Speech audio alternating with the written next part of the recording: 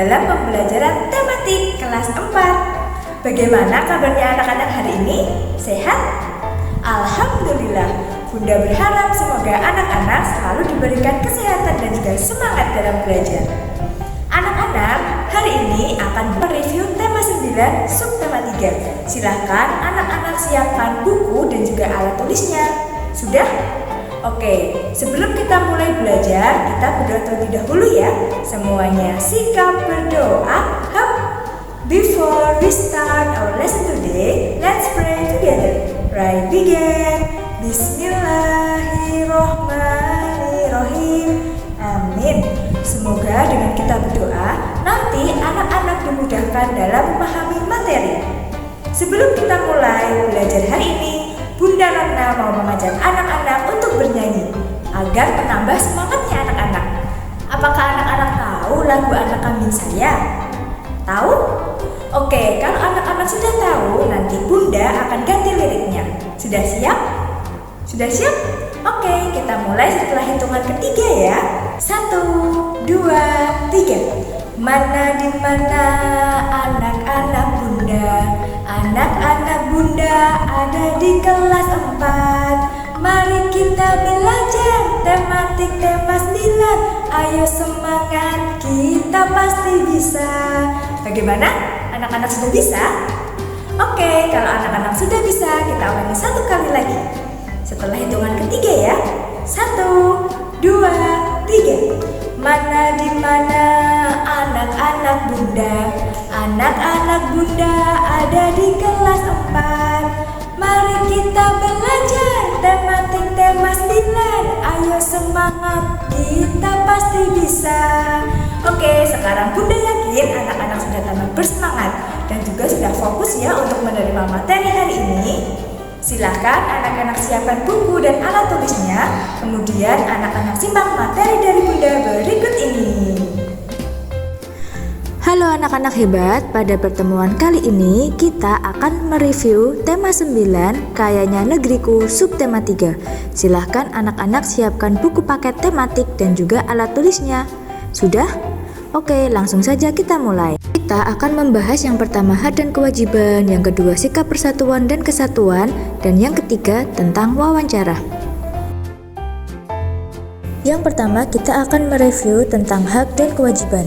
Apakah anak-anak masih ingat apa itu hak dan kewajiban? Kita akan bahas. Jadi, hak adalah segala sesuatu yang kita peroleh sejak lahir. Sedangkan kewajiban adalah segala sesuatu yang harus kita lakukan atau laksanakan dengan penuh tanggung jawab. Dalam kehidupan sehari-hari, manusia sangat lekat dengan sumber daya air. Berikut adalah hak masyarakat terhadap sumber daya air. Yang pertama yaitu hak untuk mencuci tangan, kemudian mencuci baju, dan yang ketiga untuk minum. Tiga kegiatan tersebut adalah merupakan hak masyarakat terhadap sumber daya air. Setelah kita mengetahui hak kita sebagai masyarakat terkait dengan air, kemudian kita akan mengetahui kewajiban apa yang harus kita lakukan terhadap sumber daya air.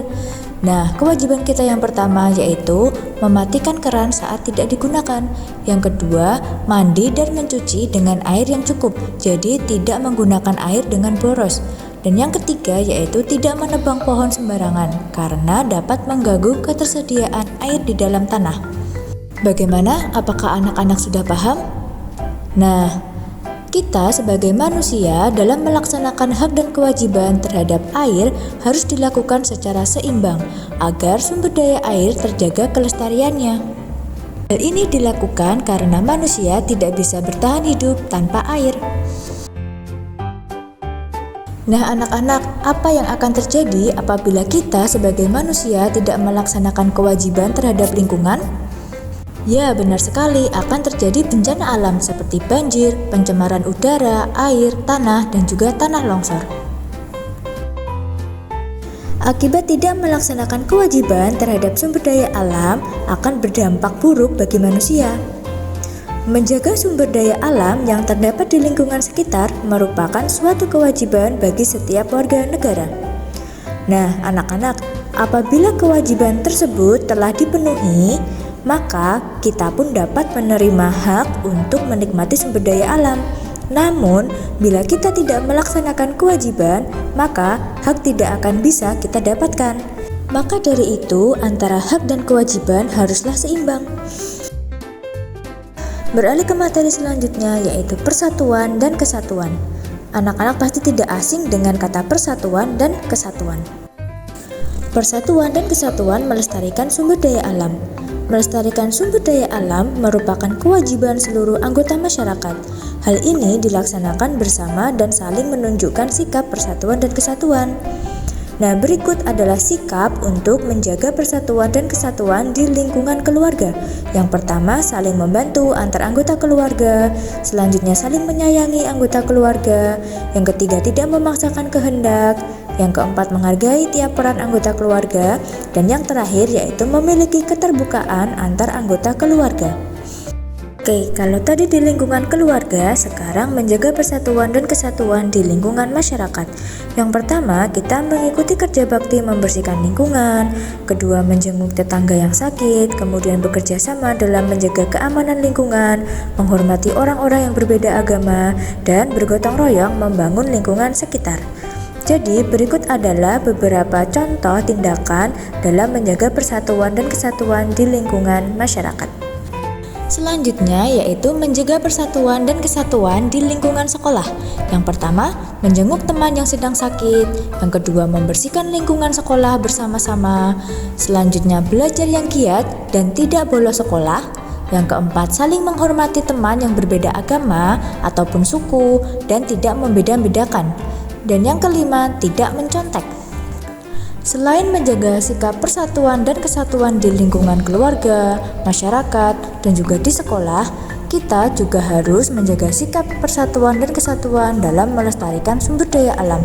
Misalnya saja dengan melakukan kerja bakti membersihkan selokan yang penuh dengan sampah, gotong royong membersihkan sungai, gotong royong membangun sarana kebersihan, dan juga menanam bibit pohon. Berikut adalah contoh sikap dalam melaksanakan persatuan dan kesatuan untuk melestarikan sumber daya alam. Materi selanjutnya yaitu wawancara. Apa itu wawancara? Ya, wawancara adalah kegiatan tanya jawab yang dilakukan antara dua pihak, yaitu narasumber dan pewawancara dengan tujuan mendapatkan informasi. Berikut adalah langkah dalam melakukan wawancara. Yang pertama, kita harus menentukan topik wawancara. Yang kedua, menyusun pertanyaan. Yang ketiga, membuat janji dengan narasumber. Yang keempat, melakukan tanya jawab atau wawancara. Dan yang kelima, yaitu mencatat hasil wawancara. Dalam membuat daftar pertanyaan, kita menggunakan kalimat tanya. Nah, dalam kalimat tanya terdapat kata tanya untuk membuat pertanyaan. Misalnya saja apa, siapa, di mana, kapan, mengapa, dan bagaimana. Bagaimana? Apakah anak-anak sudah paham dengan materi hari ini? Oke, kalau anak-anak sudah paham, silakan anak-anak mengerjakan kuis yang sudah Bunda sediakan di website e-learning Sekolah Teladan. Kerjakan dengan sungguh-sungguh. Bunda yakin anak-anak pasti bisa mengerjakan, karena di Teladan semua anak itu hebat. Baik anak-anak, itu tadi adalah materi kita hari ini. Kita sudah mereview tema 9, subtema 3 dengan materi yang pertama yaitu tentang hak dan kewajiban, yang kedua tentang persatuan dan kesatuan, dan yang ketiga yaitu tentang wawancara. Bagaimana? Apakah anak-anak sudah paham? Oke, Bunda Ratna yakin anak-anak sudah paham ya. Setelah ini, silakan anak-anak mengerjakan kuis yang sudah Bunda sediakan di website e-learning Sekolah Teladan. Kerjakan dengan sungguh-sungguh. Bunda Ratna yakin anak-anak pasti bisa, karena di Teladan semua anak itu hebat. Oke, Bunda cukupkan pembelajaran hari ini dengan membaca hamdalah bersama-sama. Nahtatim bilhamdalah, alhamdulillah. Bunda Ratna cukupkan. Wassalamualaikum warahmatullahi wabarakatuh.